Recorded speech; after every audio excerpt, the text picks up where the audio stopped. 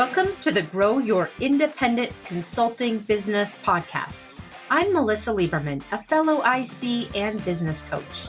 On this podcast, I teach you to become a consistently booked independent consultant without becoming a pushy salesperson or working 24/7. If I can do it, you can too. Listen on to find out how. Welcome to this week's podcast. I'm so happy you're here because I have an amazing episode for you. I interviewed one of my independent consulting business owner clients, Nicola Kastner, and she is so incredibly generous with the lessons learned that she shares with you, with her experience as an independent consulting business owner. She's now done this twice in her career. She first started working as an independent consultant roughly 10 years ago, and she hit some setbacks in that round of being an independent consultant. She'll share with you what those setbacks were and decided to return to corporate, where she worked as an executive at SAP for around 5.5 years. And in the last year or so, she left her corporate role to restart her independent consulting business. And she shares such a wealth of knowledge and experience from both of those rounds of being an independent consultant and what she's done differently this time in order to create a much more sustainable, fulfilling, and predictable business for herself, doing work that she truly loves and is passionate about. So I can't wait for you to hear this episode. We cover so much ground, including balancing client delivery with running a business and how to make sure that you're effectively balancing the two and not inadvertently neglecting one and getting into trouble as a result of that. She shares some very detailed lessons learned from that first round as an independent consultant and what she's done this time in order to avoid those traps and set herself up for success. She explains how to become sought after as a consultant so that lead generation is incredibly simple and straightforward. And she talks about how her experience in selling and how she's been able to shift that from feeling awkward and hard over to something that feels really easy and consultative and just second nature. We also talked about what the difference is and what the evolution requires from being a corporate employee to being a successful business owner and having that self-identity shift that comes with it. So much more. Those are some of the key topics that we hit. I can't wait for you to meet Nicola and hear all of her perspectives and strategies and tips and lessons learned that she has to share from you from her own experience, and for you to take that away and apply it to yourself and your own business. So with that, I'll introduce you to Nicola and we'll jump into the episode. I'm so excited to introduce you to one of my clients on today's episode, Nicola, and she is an incredible client and will be such an inspiration to so many independent consultants as she shares her story today. So Nicola Kastner, welcome to the podcast. I would love to start off with you just introducing yourself and tell us all about you and how you became an IC and anything else you want to share. Sure. Well, thank you for having me. I'm thrilled, which I think many of you will learn today that I'm a total fangirl of Melissa. I not only am her client, I listen to every podcast, take notes. I'm like total nerd and I've learned so much. So thank you for this opportunity. It's super exciting. To answer your question, Nicola Kastner, my company is called the Event Strategist. I actually just relaunched my consulting practice in January of this year after spending 5.5 years on the corporate side, brand side, working for SAP, a large technology company, and leading event marketing strategy for them. So based in Toronto, Canadian girl, just come off the long weekend. And my company is really focused on providing event strategy consulting services or advisory services for companies just to help them optimize their event investments, really to drive bottom line results. So excited. I have thousands of questions I want to answer or ask you today, but we really constrained it down. Let's start off and tell us why you left corporate again. and are focused on your consulting business now? Yeah. So for a little bit of context, in 2012, I had moved from the agency side of the event marketing business to started my own practice and ran that for, I guess it was about 4 years. And I'm sure we'll get deeper into this in a little while. But one of the most important things when you're running your business is investing as much time into building the business as doing your client work. Unfortunately, it's not a lesson that I had learned the first time. And so after coming off a 15-month assignment for a client where I essentially worked as a full-time employee, I realized as my own accountant and IT and salesperson and all of those things, I hadn't done any of those things. So two things happened. The nest egg that I had built up, because you make hay while the sun shines as a consultant, had gone away because I hadn't done my taxes on time and my accountant couldn't do his magic. Any opportunity that he had was gone. So that took away the nest egg, and I had no pipeline. So I decided that I would look to rebuild my business or look for a full-time job, and whatever happened would happen. And actually, full-time job happened at SAP. So I was there for 5.5 years, super fast, 1 week. So my business didn't even have time to catch up. So spent 5.5 years there. And it's just working in corporate, especially big corporate, it's exhausting. It's mentally exhausting. And I actually just realized that I didn't like getting up to go to work anymore. I wasn't happy about what I was doing. I'm not sure if I can swear, so I'll do the PC version. My BS filter was at 0, which is a very dangerous place to be in the corporate world. And so really just decided, like, what did I want to do? I spent a lot of time thinking about it in the last year when I was at SAP, because I wanted to make sure it wasn't I wasn't just jumping for the sake of jumping to run away, that I was actually going to do something that would make me happy. And then it wasn't maybe a COVID impact, right? Working in events were gone during COVID. So my entire discipline changed.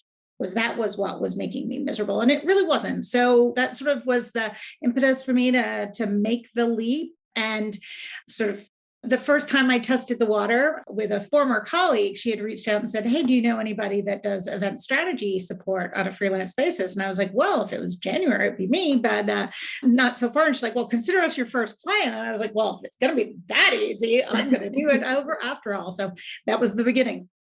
That's amazing. So tell us, kind of going back to that first experience as an independent consultant, you touched on that briefly. Tell us a little bit more about what lessons you learned after that first initial round and how you're applying that to your business right now. Yeah. Oh my gosh. And a lot of it, I have to say, is I learned from you. So this isn't your question, but I'm going to start with this, is as I launched the business, I knew that I wanted it to be a sustainable business. I knew that I wanted to not kill myself working 24/7, and I wanted to do work for clients in the right way. But I also needed to provide a lifestyle for my family and for myself and so forth. So if I think about it, when I was in the corporate world, we had advisors, we had people that we worked with, we had coaches, we had all of those things. They were always available to us. And so I decided very early on to find a coach. I found you through your podcast. I was searching for content for my LinkedIn post to tell people that I was starting my own business, and came across you through that search and listened, got hooked. And so there was, to me, no question that I should work with. I didn't even look at anybody else. It was, like I said, I'm fangirl. So I was yours instantly.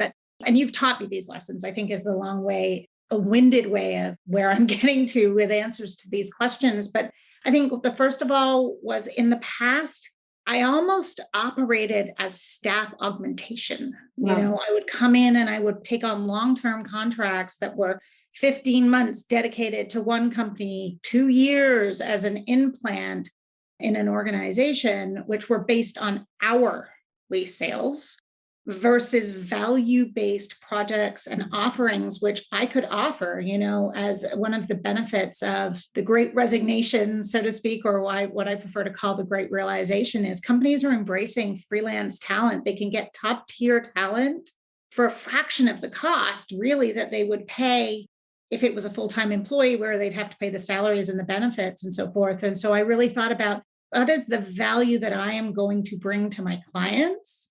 And then how would I charge for that? And that's not hourly, that's output. So that was number one. And then obviously I touched on it before, when you're your own business, you're everything, right? And so certain things I have outsourced that I can, but I carve up my week, not literally, because I'm not one of these disciplined people that have their day structured, but I make an conscious effort to invest time each week in my business. So sort of three areas. One is client work, right? That's the obvious, but the other is building the infrastructure of the business, investing in making sure that my books are up to date, or any of my websites up to date, and my capabilities presentation, any of those type of things. So sort of building in the foundational areas of the business. And then the last bucket or pillar is the sales process, right? You and I have spent a lot of time talking about sales because I find it really awkward and to do. But really, how do I stay relevant? How do I put my thought leadership out front so that people can find me? And so those three pillars, are time is consciously spent on those each week, and will be throughout the rest of my time in business. Amazing to have that kind of structure in place and to really have transformed your business from the version 1.0, where you, like you were describing, you were a staff augmentation type of a longer term resource, now into you getting to pick and choose what types of clients you work with, how long you work with them, how embedded you are into their process, and setting your own lifestyle and the way you're spending your business capacity. Yeah. And I think you hit on it there, picking my own clients I want to work with. I don't have to take every opportunity that comes to me. When you work in corporate, you have to do your job, whether you like the person that you're going to be working with, or the fit or the chemistry's not there. You have to do it. You don't have to do that as an independent consultant. And so if I want to provide my best work, I need to work for somebody that's going to value me and my expertise and my services. And so I'm okay with walking away from a potential client if the fit and the chemistry is in there. Amazing. I'm so excited to dive into these next couple of topics with you about lead gen and sales, because you're in a position, Nicola, where clients are coming to you. You're very much known for what you do and sought after for the niche and the expertise that you've built over the course of your career and as a consultant. And so I'm just curious, what tips would you give other consultants who are really wanting to elevate themselves into that spot where they are sought after for what they do, and not having to kind of feel like they're pushing the boulder up the hill to become known for and known to their ideal clients? So for me, I've spent and I've invested a lot of time when I was at SAP building my own personal brand and credibility. I believe in giving back to the industry that I love. And so I share a lot of my time, my perspectives, whether it's through LinkedIn or it's speaking engagements, whatever that might be. And by offering my insights for quote unquote free, I don't know if that's the right word to use, but I just feel like it instantly adds that level of credibility. And so taking that time to invest and give back would be one of my number one recommendations. The other is being genuine, right? We have to be true to who we are. And I think if your clients can understand and sense that, there's an immediate trust factor that comes. And certainly in being genuine, sharing your knowledge in a way, we talked about this, how do you establish credibility when somebody doesn't know you? And it's by the questions you asked. It's like, walk a mile in these people's shoes, right? So being genuine and then focusing on where I can add value versus selling has been so important for me. Oh, yeah. Can we talk a little bit about that? So are you okay if I share a little bit about our conversations? Yeah. Okay. I think that's such an important insight, at least from my vantage point, that you gained during our coaching together, of really looking at the way you're thinking about a sales process and what you're actually selling and that kind of thing. Do you want to share a little bit about Melissa's right. Like, I have been really lucky and demand has been higher than my capacity. And I understand that that's not the case for a lot of consultants, especially at the beginning. And so I'm very thankful for that. But I do struggle, and I did struggle with the conversations on how do I actually sell myself? What do I say in a way that doesn't feel salesy? Like, I really struggled with here's my value, here's how I charge type conversations. And we spent a lot of time working through this because this was my biggest block and has been my biggest block. And I think to me, the epiphany, and I think about this every single time I have a conversation now with a client, is I almost used to feel like it was a job interview with them, like they were interviewing me. And you taught me to flip that around. I'm now interviewing them to see if they get one of my spots. And it changed that mental shift and the dynamic change. It's a game changer. It really is. And so as I think through that, I think about, I now have a structured approach of going into the calls as well. Before I'd like take all my notes and then I'd have to sit down and I'd write a proposal and I'd be like, oh my God, how do I do this? I don't know what to do. And it would become so overwhelming to me. I hated writing these proposals, even though I wanted the business. And so now taking this sort of changing the dynamic of the conversation, but also being structured about what are the questions that I need to ask? How do I need to demonstrate my value? But what are the questions I need to know in order to build the right solution and recommendation for potential clients it's changed the game and the conversation. We did and have been spending a lot of time on the sales process for you and really mapping that out. And like you just described, the mindset part of it was I think kind of unlocked the whole process for you in a way that made it feel so much less arduous, less awkward, less overwhelming, and more like a consultant, right? Asking questions and understanding and building a solution. What other things would you recommend to the listeners, Nicola, in terms of building out a sales process and what changes and adjustments that you think were valuable as you've established the sales process for yourself? So I mentioned the questions, right? And so I sort of reverse engineered the process now. Ultimately, I'm going to create a statement of work or a proposal for them. What do I need to know? What is baseline minimum? And then how am I going to refine and make sure that my understanding is right? So that's the end of the process. So at the end of the process, I know I want to review with them my statement of work. Step before that is I need to have the right insights. Step before that, and I'm building it backwards, is really understanding what are the questions, what are the information I need to know in order to get to those next steps downstream. So this whole reverse engineering of starting with the end, it's cliche, right? Start with the end in mind, but it's so true. What do I need? And then how do I engineer the call to make sure, or the calls to make sure that I'm able to get that right information? That's been a big part of the game change. But also then how do you maintain and sustain the inbound engine as well? Because the sales, the closing calls, proposal calls, whatever you want to call them, that's the end of the process. What are all of the things that I need to do in the lead up to that to be able to get to that? How visible do I need to be? What do I need to do to generate that demand? Tell us a little bit more about that part of your business. So what have you been doing that has been creating that demand, and how do you think about that part of the process?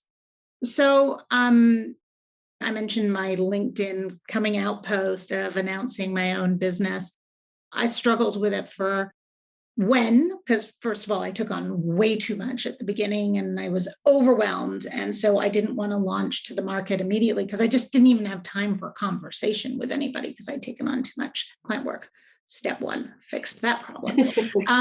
When I wrote my post, I titled it with the subject line, "The Great Resignation is real. I know because I joined the club." And I told a very personal story about why. I talked about, did imposter syndrome try and tell me that my value was tied to working for a big brand? And I was very, very vulnerable in my LinkedIn post. I also talked about the dynamics of work changing and people accessing this top talent. It was a really long post. And I got 32,000 views on that post. And I remember you and I would talk every week and I'd be like, this is crazy. It keeps going. It keeps going.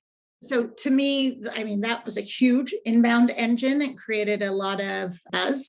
But now that dies off after a few months, right? I really try to think about how can I keep my name and that drumbeat of Nicola in the public eye without it being too much, right? Because then people start to tune you out as well. So for me, it's a combination of speaking engagements, LinkedIn posts, commenting on people's posts, engaging in the conversation, and then as well as my network. Our networks are wonderful sources of referrals and opportunities. So taking that time to keep the contact with my network has been a really important process for me as well. These things are things you love doing, and you've designed your lead generation process around the things that you love doing and are really good at, and that resonate with your network also. Yeah.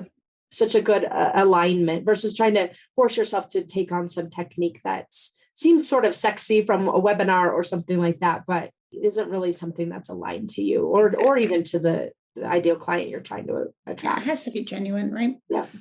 How do you maintain that consistency? That's a struggle for a lot of consultants, especially trying to balance client delivery with that side of your business. So tell us a little bit about how you maintain that consistency. Yeah, and I'm not sure that I still have the answer to it. I'm still learning as I go along. And I don't have a calendar of content that I'm going to put out or topics that I'm going to put out at all. But I do know that I need to be there. I need to show up at least every few weeks with something. So I start with speaking engagements or podcasts or book excerpts, whatever those things might be that are major milestones. And then I build around that. So I have those major milestones cadence, and then I'll fill in with the smaller touch points. But to me, LinkedIn has been definitely my most successful platform, as well as the speaking engagements, because people are promoting me to their networks when they're promoting my engagements. So that's helped as well. You touched on this a few times, but let's switch gears and talk a little bit about how you've changed your business, set up your business in a way that is protecting your work-life balance. So, and once again, a bit of a work in progress. Like I don't have all the answers. All right. But I knew that I didn't want to be working 60-hour weeks or more anymore. So baseline, I'm looking at a 40-hour week at the max. And then I've sort of carved it back. I've actually said, well, my ideal week maybe is 35 hours or 30 hours, which I still struggle with, as A-type corporate person. What do you mean if I'm not doing 80 hours a week, I'm not performing at the top level? So that's just my own internal hangups. So I start with my baseline hours, and then I carve off a certain amount of time for those two other pillars of the sales process, as well as the investment in the business. And that gives me a certain amount of time for client work, right? And so from that client work, I'm building out, because I still don't have it perfectly modeled yet, a capacity planner. So I can see, where do I have ebbs? Where do I have flows? Where can I take on more or not? So that's been a part of it. But I'm using that scarcity factor, so to speak, to my benefit as well. So, people want what they can't have. And so I only have a certain number of spots for a certain number of clients. And if you want one of my spots and I'm not available now, you're going to have to secure your spot for downstream. So that's really worked for me as well, is being able to sort of build that book of business longer. But it's really about chunking out that week and being very mindful about what I can do and what I can't do. You touched on something that I'd love to go back to, Nicola, which was this idea of exclusivity. And if you're okay with me sharing this other story, when we first started working together, really the way you were thinking about yourself and the way you were thinking about your clients and the way you were thinking about the way your clients were thinking about you, and how that shifted over, through some work we did on your positioning. Do you remember that part? Do you want to share? Well, I think my outreach to you was, how do I say no? I don't know how. I cannot say no. And that was what I was really scared about, was I didn't want to let down my network, and as a consultant, you want a steady income of clients. And so I probably didn't have the right self-confidence in myself and my ability to generate a lasting business model to say, not now, right? So we spent a lot of time on the positioning of it's not now, and sort of built that into the talk track. So, there's a few spots that I can take on at any given time. And if you want one of those, they sometimes will have to wait. And sometimes they do, sometimes they don't. It backfires, sometimes they'll say no. And it's like, well, it is what it is, because I am not going to kill myself to deliver client work or substandard client work because I've taken on too many clients at the same time. Yeah, this isn't false scarcity. This is you being really realistic about, like you said, backing into how much time you want to be spending working and what that looks like for client delivery, and thinking about what the average duration of projects would be for you and average revenue, and just like building up that whole Yeah. plan, kind of what on a rolling 12-month basis, what all of that looks like. And managing something that we've been working on lately, and I think it's good for the listeners to hear about, is what happens when it doesn't go to plan, Mm, right? Because if my capacity is tight and it's pretty scheduled, if I'm successful and there's somebody waiting for when I'm done with my current workloads, and then this workload stretches out, how do I manage that? And I think as consultants, that's something that we really need to focus on. What are our contingency plans? What are our buffers in the mhm. models that we build as well? Yeah, and we've been working on setting up some structures for you to really protect some of your capacity and making sure the clients are engaged and understanding their expectations of what their involvement will be and that kind of thing. Is there anything you want to share around that, Nicola? I think, as you know, I have tons of experience in doing what I do, but not tons of experience in selling what I do and the value that I do and what does it take to do what I do. So, one of and I'm still learning and I'm still figuring it out, is what are all the inputs I need and what are the outputs, and really documenting that and having a process. I'm not a process driven person. So understanding those things so that I know how to protect myself in the scopes of work that I'm building for clients, right? So these are the things I need in order to give you X. If you can't give me those in a timely manner or can't give them to me at all, the input of that on the deliverables is X, right? And those are hard things at first to really think through because you haven't done it. But the more and more you think, if the deliverables are somewhat the same, like there's some common themes now with my clients, what I can see. So now each time I write a statement of work, the model is becoming more and more and more refined. So I know what to do to protect myself and them and provide that quality work. You touched on this. I would love to hear more about your thoughts on productizing what you've been doing and how you're kind of managing things on two levels. You're delivering for clients, but you're also thinking about what you do from a productization or templatization Yeah. Yeah. perspective.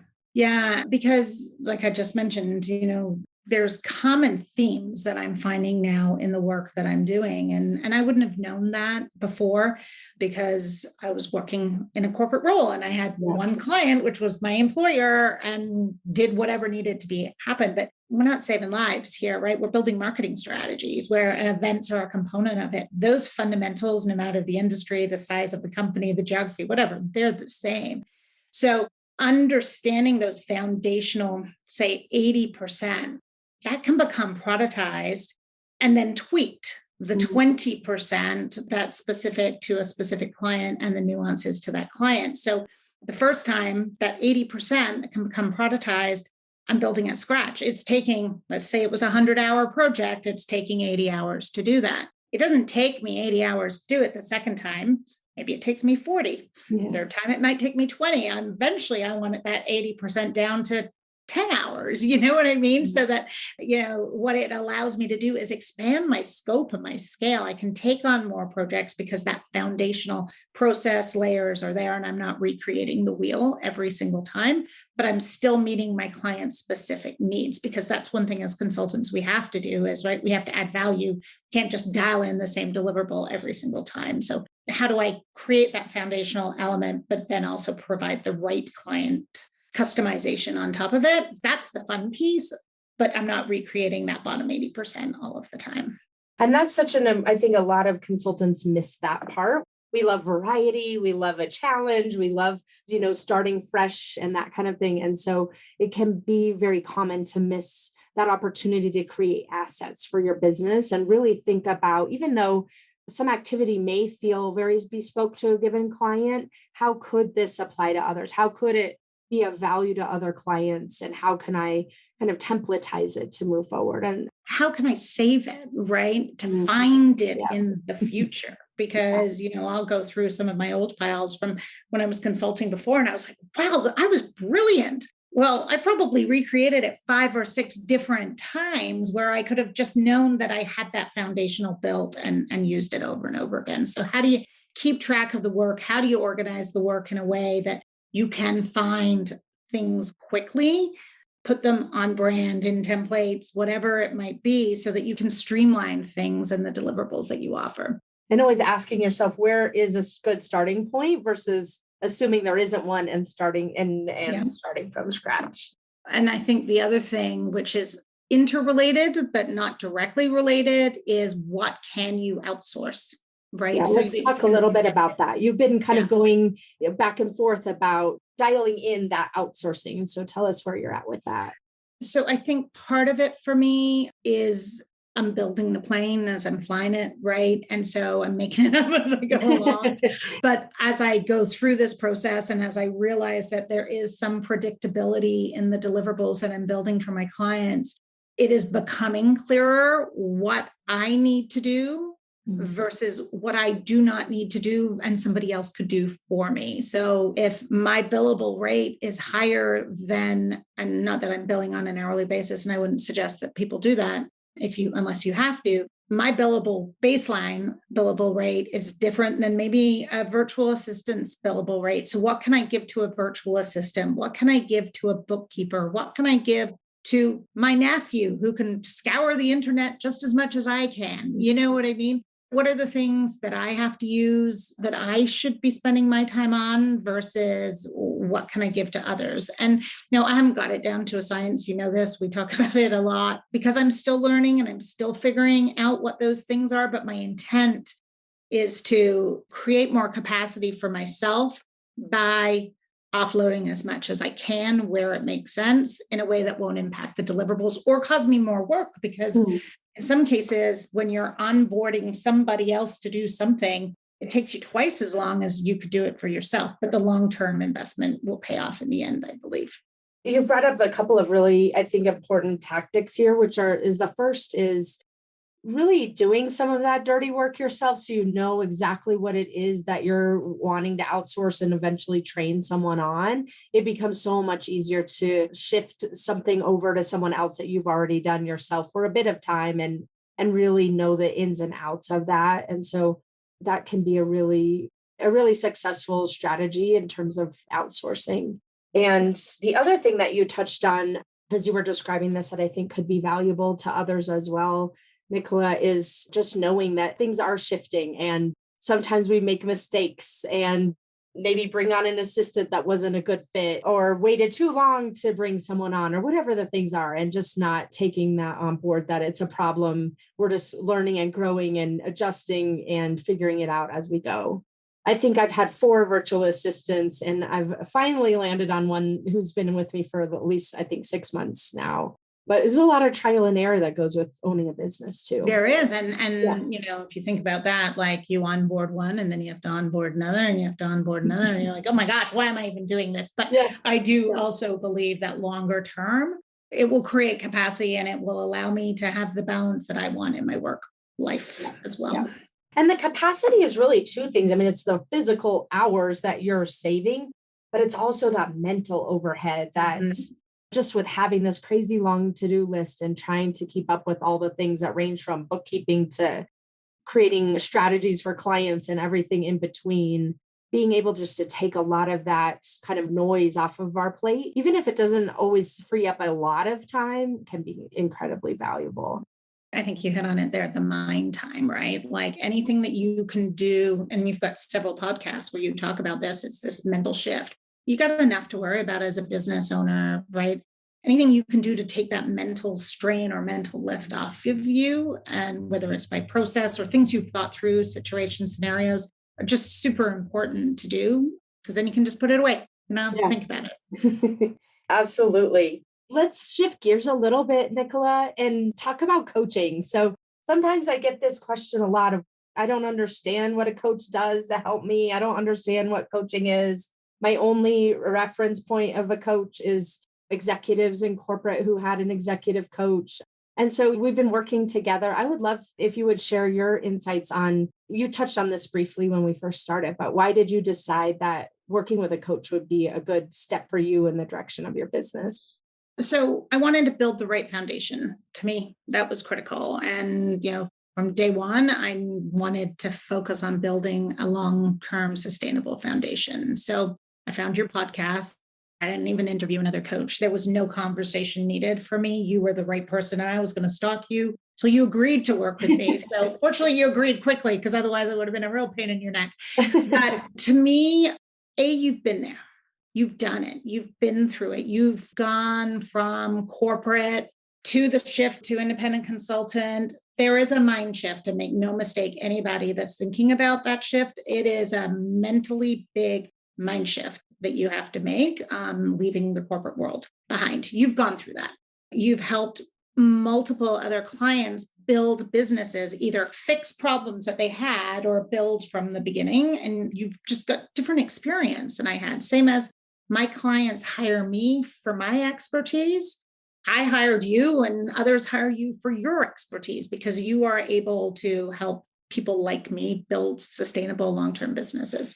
So that was sort of my mindset coming in from it. And, I've had executive coaching before, but I've never had, I'm going to call it a relationship like I've had with you, because you get me. You sometimes tell me I'm being ridiculous and give me a little slap across the side of the head, but you really help me deal with my day to day and work through things that I didn't even know were issues or could be fixed or could be optimized. Many times I'd come into the call and go, wonder what we're going to talk about today. I'm flying on top of the world, but in the end, the hour would be over. And I'd be like, no, I don't want it to be done, because you just, I don't know, you have this ability to help cut through the noise and the clutter for me to really focus on things that are important that I didn't even know were important for me to focus on. I appreciate that so much. Just kind of sharing what it's like to have a coach on your side. I have one all the time myself. And I have to also say, just from a coach perspective, clients like you who show up and are really open and transparent and willing to talk about things that feel uncomfortable, willing to talk about things that feel like a failure or feel like they're not quite working yet, and things that are going great. And how do we replicate what's going great? We oftentimes don't even give ourselves credit for the things that are going well. And you show up for all of it and really have done, it's amazing to see how far your business has come just in these last few months. Yeah. From launching it to really having a very clear line of sight into what your revenue and your capacity and who you're going to be working with for the next, at least through the end of the year. That actually, that the business plan and the revenue model, that was one of the first things that we worked on. I remember you said to me, well, what's your revenue plan for the year? What's your target? And I'm like, I don't know. And I'm proud of it. And you were like, tough love. You're like, would you have accepted that as an answer in your previous life? Of course you wouldn't have. Why would you not have a business plan? I'm like, okay, I'll get one created, But that tough love is what I needed, right? Now just going back to building the plan. Now I know when I'm on track or if I'm not on track. And I'm fortunately on track. And I'm not panicking and thinking oh my gosh, I need to take on more and more and more clients. And I need to work harder and harder and harder, because I don't actually know where I am towards my goals. I have clear goals. I now know that I'm doing really well against them. So I can allow myself that work-life balance, which if I didn't know that, I would probably be freaking out and taking on way more clients than I needed to for absolutely no reason. And then not preserving why I did this in the first place. That was the first uncomfortable one of our conversations. And, I embraced it and leaned into it. And I pull that plan out on a monthly basis and check where I am against it. Yeah. And it's kind of a roadmap for you, right? To remind yourself, oh, this particular potential client seems really good. Maybe I should just somehow squeeze them in. And then you go back to that plan and check yourself against it. And like you said, it helps you give some guardrails. But at the same time, it also, you have to trust your instinct as a consultant. To your example there was a particular client that I took on. And I remember telling you, I'm like, I took on another client. I knew I shouldn't have. And you're like, okay, well, you sure manage it? I'm like, yeah, I can manage it. And it turned out to be the funnest project I've done this year. And it's opened a door to a much bigger opportunity with the same client. So, sometimes I think as much as we have plans, we also have to trust our instincts as well as consultants. And if it feels right, then it feels right and follow through. That's such a good point, because if you had said no to that client because they didn't fit well onto your paper, you would have missed out on a really fun client and that future opportunity. So definitely not negating or ignoring that inner voice it's a tricky thing to really know when to listen to your intuition and when it's just justifying something that is not the right fit. Right. So you've been really sorting through that, I think, too. Yeah. And still learn from it every day. Right. Believe me, I don't have all the answers at all, but it's an amazing journey.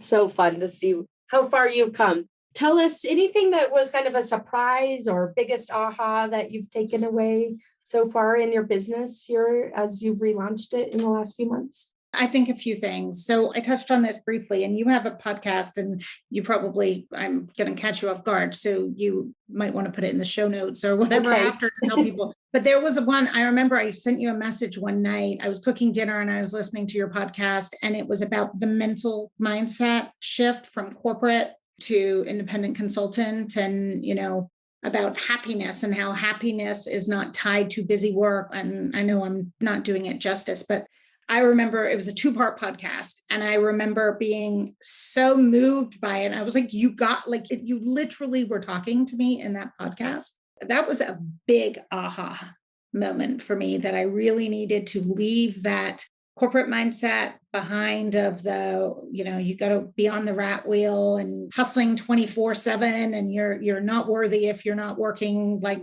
ridiculous. Separating myself from that and realizing that was a thing, because I didn't realize that the last time around, was huge for me. So that, I have it marked in my favorites because it's will be important for me to listen to on a regular basis. So I think that was one. Another one you've talked about a lot is investing in your business, and like your CEO mindset versus your worker mindset, and spending money on the business and investing in the right way. That was another thing for me. Like, I built my own website. Why? It looks great. I mean, I'm happy with it, but it could have been done in a third of the time, and much more, like, I'm sure, professionally than the lift it took me. So, and that was early on, that was for you. But, sort of figuring out where to invest in other areas versus feeling like I have to do it myself and save every single dollar, because it's not salary, it's corporate money. It's different. It can be such a tricky thing mentally. First of all, I mean, we're so used to, you were an executive level within SAP, but you still had budgets to manage to and people be accountable to, and in some level get permission to spend whatever was above your budget, or even getting approval for the budget, right? And so even if it was your budget, you had to get approval for sure. It's such a different mind shift. I remember, I can think back, I don't know, it was probably my 3rd year in business or 4th year in business. And I wanted to go to a conference, and it was so foreign to me that I would spend money that wasn't going to be paid back on an expense report to go somewhere. And then I realized I get to decide, I give myself permission, and I can go on a plane if I want to and spend money at this conference because I know it will benefit my business. It took me 3 or 4 years to figure that out. So you're well ahead of me. Which is why your podcast is so relevant and useful, I think, to people, because you've been through the journey, and, we can learn from your journey. We can all learn from each other's journeys, right? Yeah, that's why I am so glad you're here today, because I think you're such an inspiration. You're on version 2.0 of your business, and so successful, being sought after for what you do, and just really figuring out, how are you going to run this business on your own terms? And what does that look like? And what processes do you want to put in place in order to really create a business that you love working in every day? So much fun. Thank you for everything you've taught me. Oh, so happy that you've come into my life. Truly, Nicola. Tell me what's next for you. What is next for you in your business in the next couple of years? I think more of the same, but in a more of the same, and continuing to work smarter, not harder, if that makes sense. I have no aspirations to build an agency or build a big company of employees. Been there, done that. Don't need hundreds of employees anymore. And so really, I do want to stay small. One of the things we've been working through, and I think it's important probably for some of the other listeners to think through, is your teaming strategy. So how do you find good partners that you can trust? How do you build the business in a way that creates revenue streams that are not actually consulting work, right? So referrals or whatever that might be, there are alternate revenue streams that we can create as consultants that are non-traditional consulting work, right? So really focusing on that and focusing on, just doing the work I love and working with cool people. Love it. It's so good. I think that's such an important point, that independent consulting business doesn't have to be a stepping stone to something bigger. It can be really successful and profitable and fun and simple to run, staying lean and mean.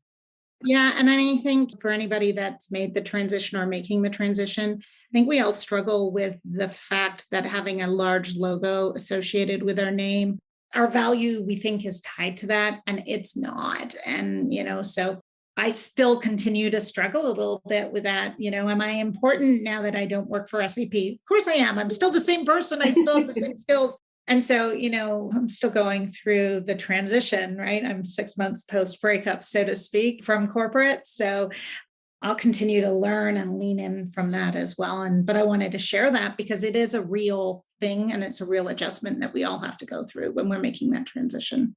Yeah, absolutely. It's that self-identity. I think so many of us attached, really starting probably at a young age. I'm going to be, I'm going to have this title and this office and this sort of stature and status that gets associated to all of that in our minds and culturally. And when you don't have that anymore, you don't have a big name behind you, whether it's a title or a company name.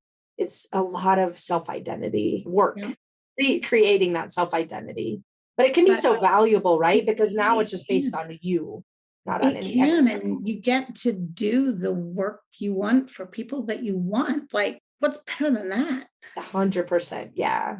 So good. Strip it all down. Absolutely. Strip it all away. Yes. Absolutely. Nicola, we've covered so much ground today, and I really appreciate you and your time and the podcast for connecting us together.